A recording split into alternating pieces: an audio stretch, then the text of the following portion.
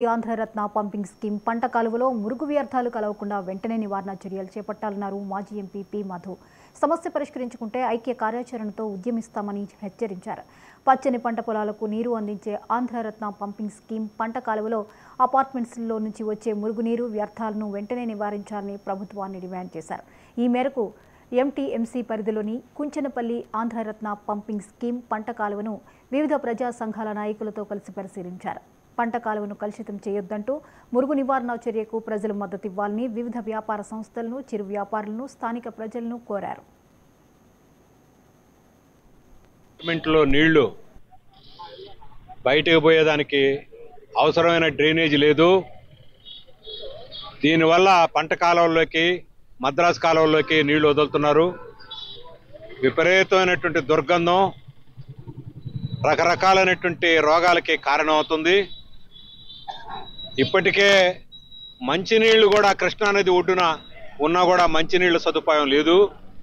రక్షిత మంచినీళ్లు లేక ఈ బోరు నీళ్లు వాడడానికి పూనుకుంటుంటే ఆ బోరు నీళ్లు కూడా కలుషితం అయిపోతున్నాయి. పంపింగ్ స్కీమ్లో నుంచి వచ్చేటువంటి పంట కాలం అంతా కూడా మురుగు కాలం అయిపోయింది.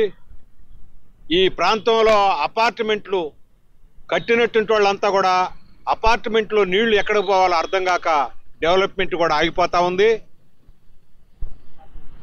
అమరావతికి ముఖద్వారంగా ఉన్నటువంటి ప్రాంతంలో వెంటనే drainage, under ground drainage scheme ఏర్పాటు చేయాలి. శుద్ధి చేసినటువంటి నీళ్లు బయటకు వదిలేటువంటి ఏర్పాటు చేయాలి. అదే రకంగా ఎంత దారుణం అంటే ఈ పంపింగ్ స్కీమ్లో నుంచి వచ్చేటువంటి పంట కాలం అంతా కూడా పెద్ద ఎత్తున దుర్గంధం, ఈ పక్కన ఉన్నటువంటి రకరకాలైనటువంటి చేపలు, మాంసం ఇవన్నీ కూడా దాంట్లో వదులుతున్నారు. విపరీతంగా గబ్బు తేలిందది. ఆ పక్కన దీనికి కిందకు పోకుండా రైతులందరూ కూడా నీళ్లు కట్టేశారు. ఆ రకంగా తీవ్రమైనటువంటి కాలుష్యానికి గురవుతున్న ప్రాంతం ఇది.